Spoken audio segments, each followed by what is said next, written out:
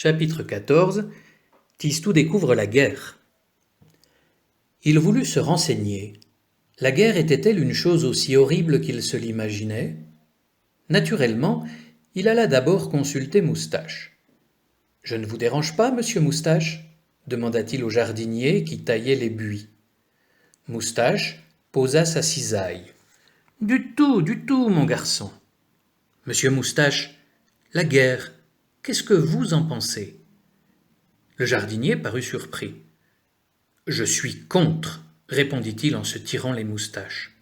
« Pourquoi êtes-vous contre ?»« Parce qu'une petite guerre de rien du tout peut anéantir un très grand jardin. » « Anéantir, qu'est-ce que cela veut dire ?»« Cela veut dire détruire, supprimer, réduire en poussière. »« Vraiment ? Et vous en avez vu, vous, monsieur Moustache, des jardins anéantis par la guerre ?» dit Tistou. Cela lui paraissait à peine croyable, mais le jardinier ne plaisantait pas. Il avait la tête baissée, fronçait ses gros sourcils blancs et tordait sa moustache entre les doigts. « Oui, j'ai vu ça, répondit-il. J'ai vu mourir en 2 minutes un jardin plein de fleurs. J'ai vu les serres sauter en 1000 morceaux et tant de bombes tomber dans ce jardin qu'il a fallu renoncer pour toujours à le cultiver. Même la terre était morte. » Tistou avait la gorge serrée.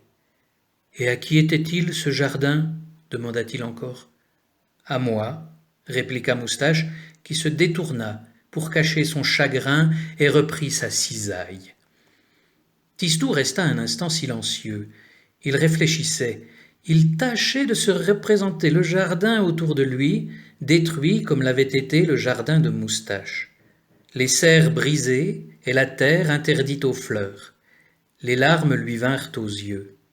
« Eh bien, je vais aller le dire, » s'écria-t-il. « Il faut que tout le monde le sache. Je vais aller le dire à Amélie, je vais aller le dire au valet Carolus. »« Oh, Carolus est encore plus à plaindre que moi. Lui, il a perdu son pays. »« Son pays ? Il a perdu son pays ? À la guerre ? Comment est-ce possible ? » ?»« C'est pourtant ainsi. Son pays a complètement disparu. Il ne l'a jamais retrouvé. C'est pour cela qu'il est ici.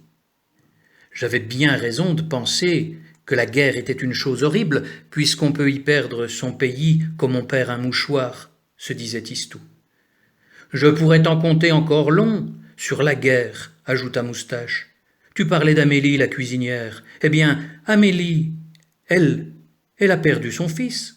D'autres perdent un bras, une jambe, ou bien ils perdent la tête. Dans une guerre, tout le monde perd quelque chose. Tistou estima que la guerre était le plus grand, le plus vilain désordre qui puisse voir au monde, puisque chacun y perdait ce à quoi il tenait le plus. Que pourrait-on faire pour l'empêcher de passer, se demandait-il. Monsieur Trounadis est sûrement contre la guerre, puisqu'il déteste si fort le désordre. Dès demain je lui en parlerai.